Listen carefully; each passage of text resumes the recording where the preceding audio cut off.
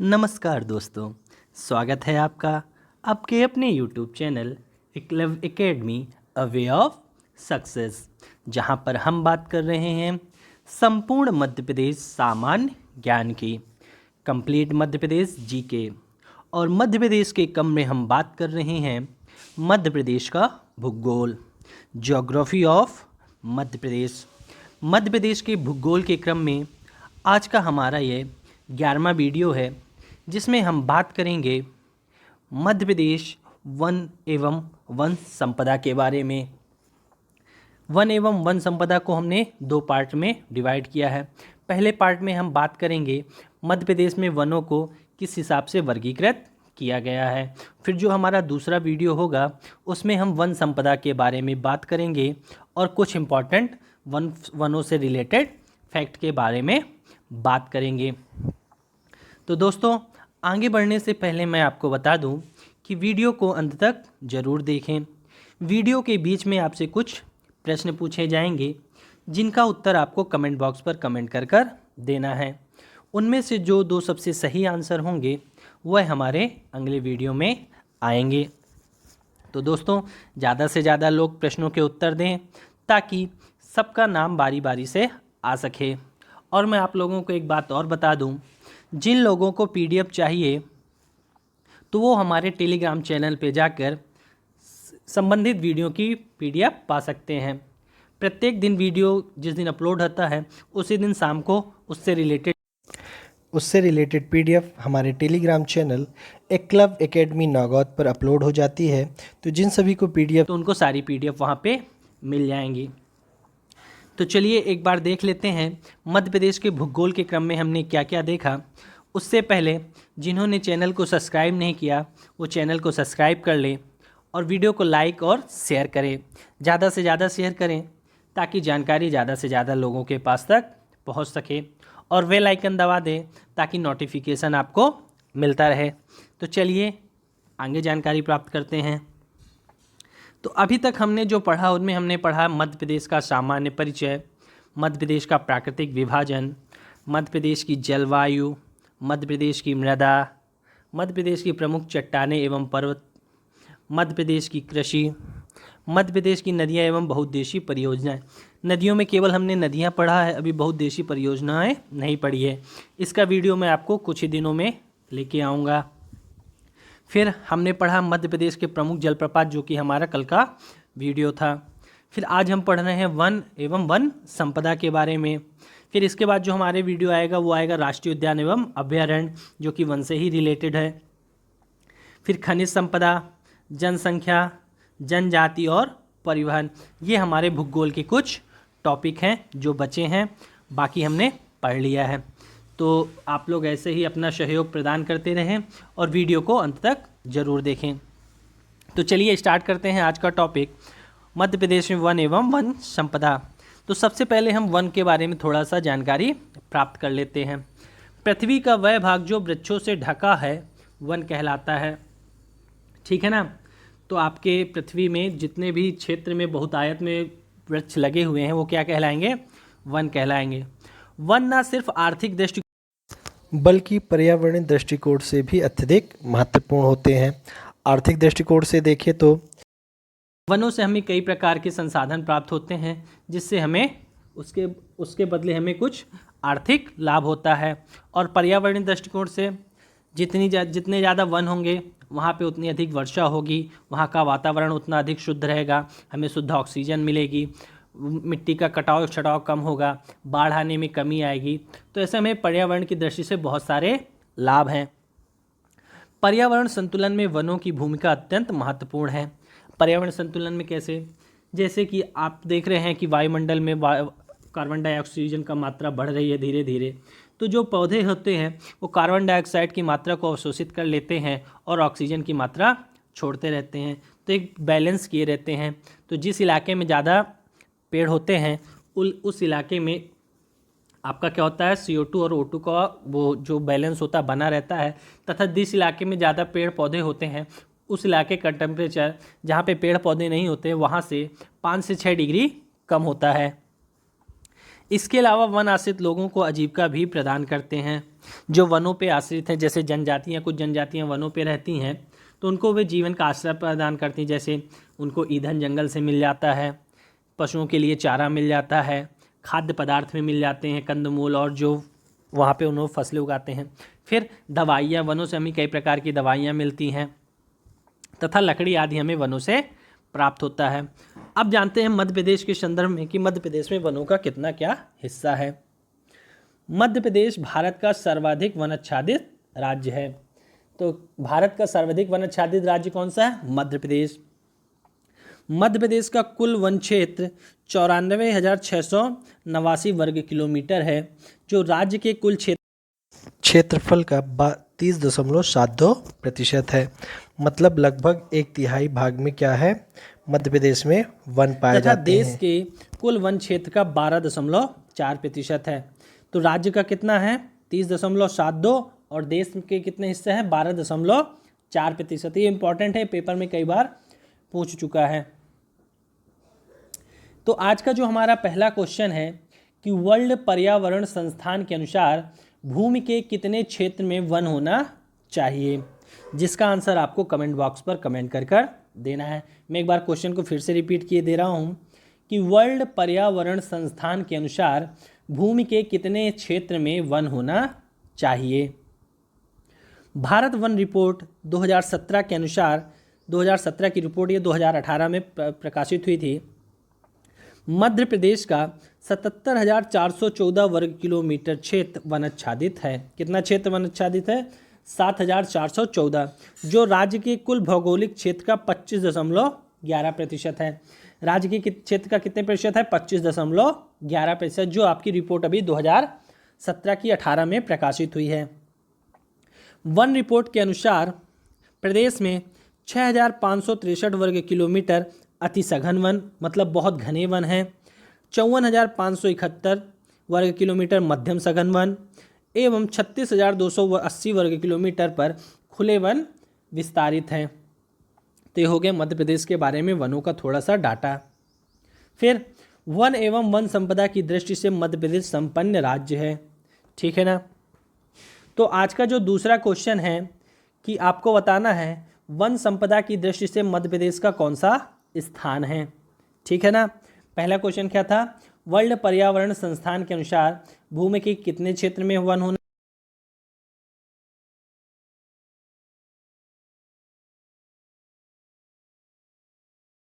मध्य प्रदेश का लगभग 1/3 भूभाग वनाच्छादित है। 1/3 मतलब लगभग 33%। तो वही आपने अभी पीछे देखा, 30% के आसपास वनाच्छादित है। मध्य प्रदेश में मानसूनी प्रकार की जलवायु होने के कारण मध्य प्रदेश में अधिकांशतः मानसूनी प्रकार के वन पाए जाते हैं, किंतु मृदा, जलवायु, वर्षा एवं तापमान में विविधता के कारण यहाँ के वनों में भी विभिन्नता पाई जाती है। तो मिट्टी, जलवायु, वर्षा और तापमान के कारण अलग अलग क्षेत्र में अलग अलग प्रकार के वन पाए जाते हैं।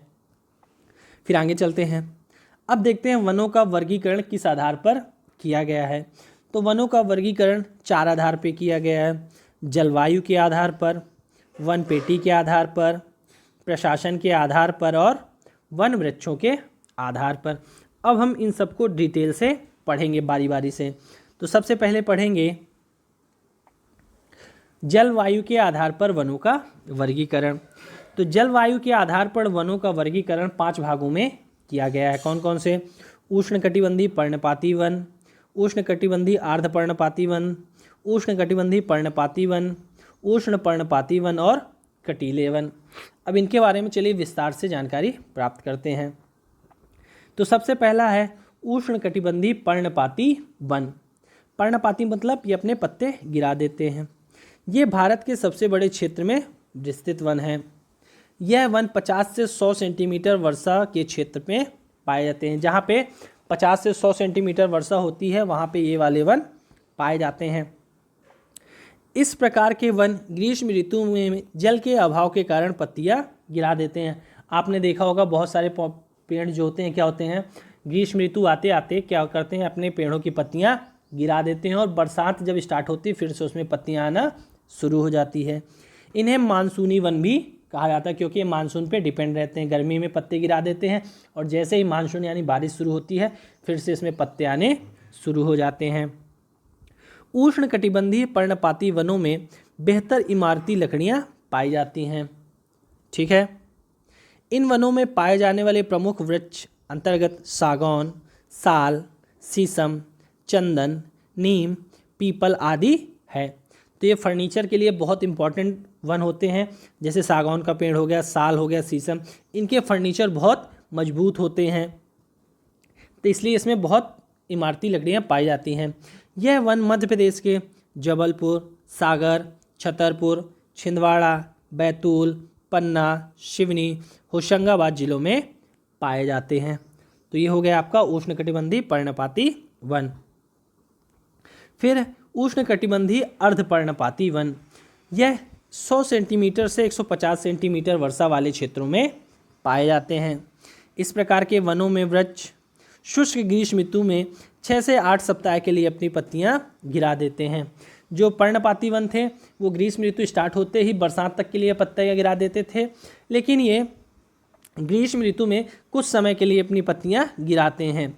मध्य प्रदेश के मंडला, बालाघाट, सिवनी और शहडोल जिलों में इन वनों का विस्तार है। इन वनों में पाए जाने प्रमुख वृक्ष कौन से हैं? बांस, महुआ, जामुन, हर्रा, सेजा आदि।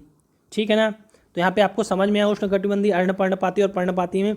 जो उष्णकटिबंधीय पर्णपाती में 50 से 100 सेंटीमीटर में है पाए जाते हैं और वो ग्रीष्म ऋतु में अपनी पत्तियां गिरा देते हैं। जो अर्धपर्णपातीपन है ये 100 से 150 सेंटीमीटर वर्षा वाले क्षेत्रों में पाए जाते हैं और ये ग्रीष्म ऋतु में मतलब 1 से 1.5 महीने के लिए अपनी पत्तियां गिरा देते हैं। फिर है, इन वनों का प्रमुख वृक्ष साल है, परंतु काली मिट्टी वाले क्षेत्रों में सागौन भी पाया जाता है। ठीक है ना। फिर उष्णकटिबंधीय शुष्क पर्णपाती वन, यह वन 25 से 75 सेंटीमीटर वर्षा वाले स्थानों पर पाए जाते हैं। यह राज्य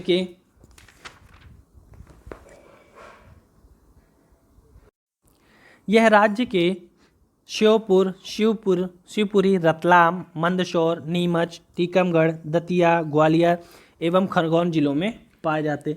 तो एक हिसाब से देखा जाए तो मध्य भारत वाला क्षेत्र और आपका बुंदेलखंड वाले क्षेत्र में वन पाए जाते हैं। फिर उष्णकटिबंधीय शुष्क पर्णपाती वनों के अंतर्गत आने वाले प्रमुख वृक्ष बबूल, तेंदू, हर्रा,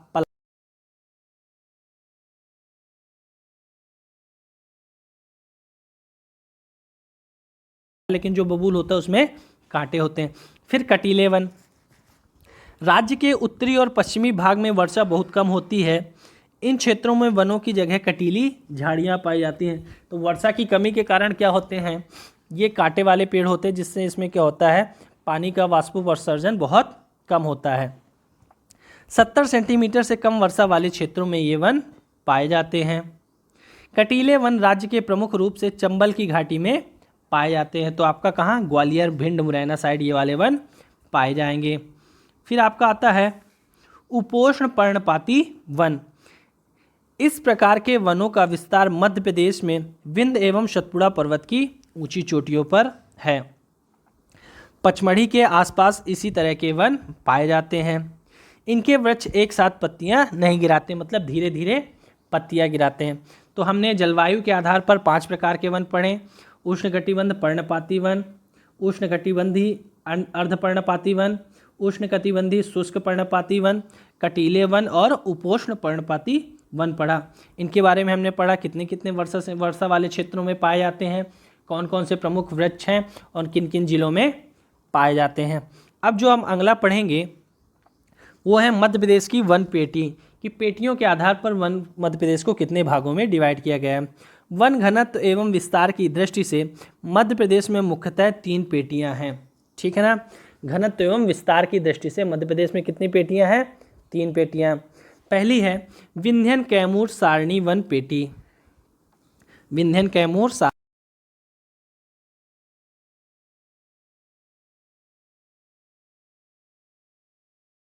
जाते, विरल मतलब दूर दूर वृक्ष होते हैं, बहुत घने वन नहीं होते, विरल वन पाए जाते हैं। फिर दूसरा है मुरैना एवं शिवपुरी पठार की पेटी। इस वन पेटी में मुरैना और शिवपुरी का भाग आता है और यहाँ कटीले वृक्ष सर्वाधिक है। कटीले वृक्ष क्यों है? क्योंकि यहाँ पे क्या होती है, वर्षा की कमी होती है, इसलिए यहाँ पे क्या होता है, कटीले वन पाए जाते हैं। जैसा कि अभी हमने पढ़ा था, चंबल वाले क्षेत्र में ये वाले वन पाए जाते हैं। फिर अगला है हमारा नर्मदा के दक्षिण में एक चौड़ी पेटी। नर्मदा के दक्षिण में यह पेटी प्रदेश की पूर्वी सीमा से लेकर पश्चिम तक फैली है, मतलब नर्मदा नदी के समानांतर, ठीक है ना। इसके अंतर्गत सतपुड़ा मैकल श्रेणी के वन, बघेलखंड का पठार और पहाड़ी भाग आता है, ठीक है ना। तो सतपुड़ा मैकल श्रेणी आपकी पश्चिम से लेकर पूर्व दिशा तक फैली है एक नर्मदा नदी के समानांतर, और उसी के बगल से बघेलखंड लगा हुआ है। तो ये नर्मदा की दक्षिण में। तो अभी हमने वन पेटियाँ 3 प्रकार की पढ़ी, कौन कौन सी?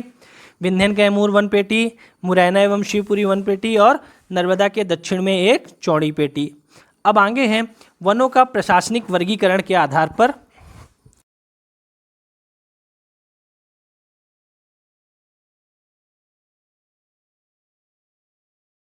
इस आधार पर वनों को 3 भागों में विभाजित किया गया है।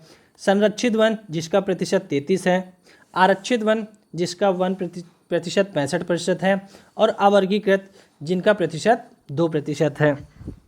तो चलिए इनका डिटेल में पढ़ते हैं। सबसे पहले आरक्षित वन। राज्य में आरक्षित वन का प्रतिशत 65% है। इन वनों में आवागमन, पशुचारण, लकड़ी काटने दंडनीय अपराध माने जाते हैं। एक हिसाब से बोले कि इन वनों में आम जनों का प्रवेश पूर्णतः वर्जित होता है, ठीक है ना। ये पूर्णतः सरकार के प्रतिबंधन में होते हैं। आरक्षित वन क्षेत्र प्रशासनिक नियम अत्यंत कठोर होते हैं। तो इन वनों में जो आरक्षित वन होते हैं, इनके नियम प्रशासन के अंदर होते हैं और बहुत कठोर नियम होते हैं। यहाँ पे आम जन नहीं जा सकते हैं। इन वनों में आम जनों का जाना पूर्णतः प्रतिबंधित होता है। कोई भी व्यक्ति यहाँ पे घूमने या पिकनिक मनाने नहीं जा सकता है। सबसे अधिक आरक्षित वनों का अनुपात खंडवा वन वृत्त में है और न्यूनतम अनुपात छतरपुर वन वृत्त में है। वन वृत्त के बारे में हम आगे जानकारी प्राप्त करेंगे, जो हमारा अगला वीडियो आएगा उसमें हम डिटेल से जानकारी प्राप्त करेंगे। दूसरा है हमारा संरक्षित वन। संरक्षित वन राज्य में प्रतिशत 33% है। इन वनों का प्रबंधन प्रशासन की देखरेख में होता है। आरक्षित वन का भी प्रबंधन शासन की देखरेख में होता है, संरक्षित वन का भी प्रबंधन शासन की देखरेख में होता है। लेकिन जो संरक्षित वन होते हैं इसमें से इनमें थोड़ा सा ढील दी जाती है, लेकिन जो आरक्षित वन होते हैं पूर्णतः प्रतिबंधित होते हैं। इन वनों में पशुचारण, आवागमन एवं विशेष परिस्थिति में अनुमति द्वारा वृक्ष काटने की सुविधा होती है। लेकिन जो आपके आरक्षित वन थे वह पूर्णतः प्रतिबंधित थे। संरक्षित वनों का वितरण आरक्षित वनों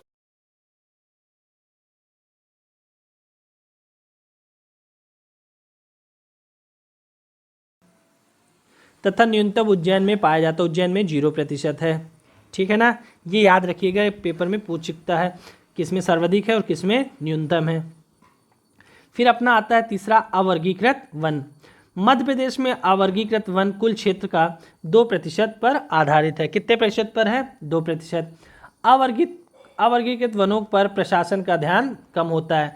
जैसे आरक्षित और संरक्षित वनों पर पूर्णतः प्रतिबंधन शासन का होता है और इनके नियम भी शासन बनाते हैं। लेकिन जो अवर्गीकृत है वन है ये अभी भी खुले हुए हैं, इसमें शासन का मतलब ध्यान बहुत कम है। इन वनों में पशुचारण की सुविधा है तथा वनों की कटाई भी की जा सकती है, मतलब कटाई की ही जाती है।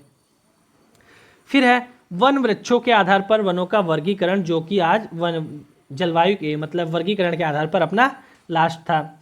वन वृक्षों के आधार पर वनों का वर्गीकरण 3 प्रकार से किया गया है: सागौन वन, साल वन और मिश्रित वन। अब इनको भी डिटेल में पढ़ते हैं।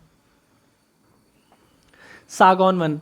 मध्य प्रदेश में सागौन के वन कुल वन क्षेत्रफल के 17.8% पर पाए जाते हैं। सागौन वन जबलपुर, होशंगाबाद, बैतूल, सागर, छिंदवाड़ा और झाबुआ खंडवा जिले में पाए जाते हैं। तो ये आपका कौन सा रीजन हो गया? सतपुड़ा वाला रीजन हो गया। सागौन की लकड़ी इमारती उपयोग में आती है। बहुत मजबूत लकड़ी होती है और इसका जो फर्नीचर बनता है बहुत हल्का और मजबूत होता है। सागौन की लकड़ी से बना फर्नीचर हल्का और मजबूत होता है। फिर साल वन। प्रदेश के कुल क्षेत्रफल के 16.54% क्षेत्र पर साल वन पाए जाते हैं। साल की लकड़ी का उपयोग स्लीपर बनाने में किया जाता है। जो रेलवे में स्लीपर बनते हैं ना,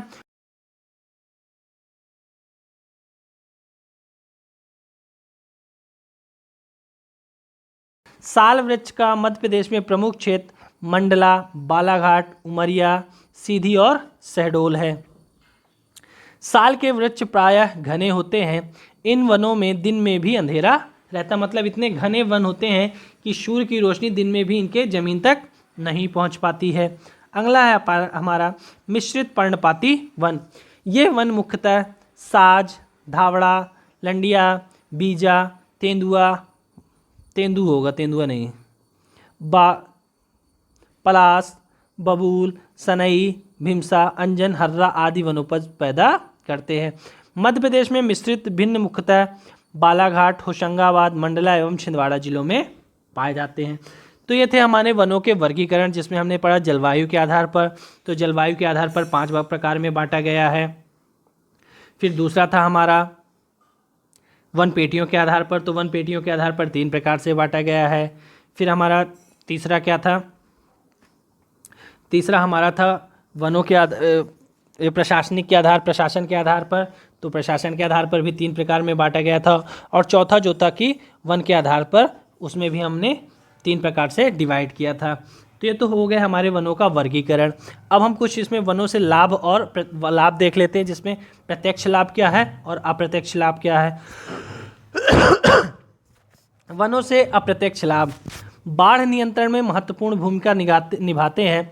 वनों के कारण तेज जल का प्रवाह शिथिल हो जाता है, ठीक है ना। वन भूमि के कटाव को रोकने में काफ़ी प्रभावशील सिद्ध हुए हैं। वन मतलब जो पेड़ की जड़ें होती हैं वो मिट्टी को काफ़ी तेज़ी से पकड़े हुए होती हैं, जिससे मिट्टी का कटाव बहुत कम होता है।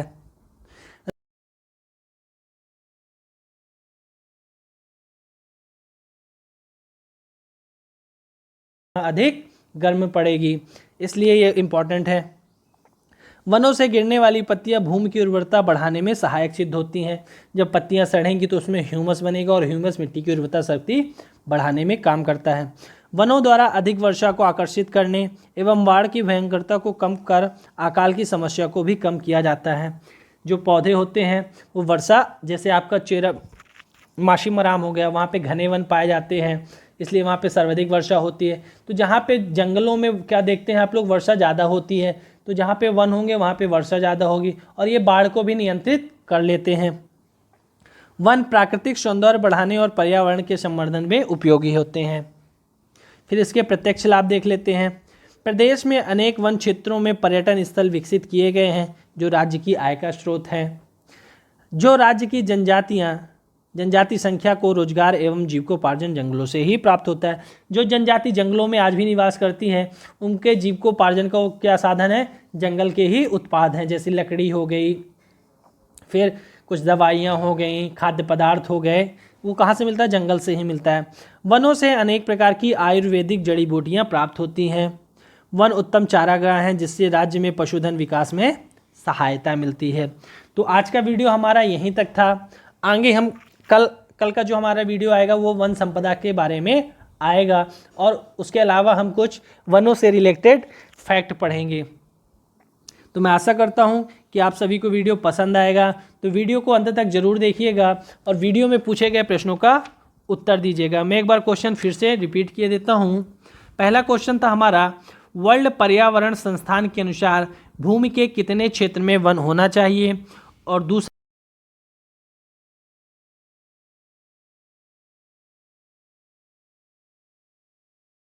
कमेंट करके देखना है।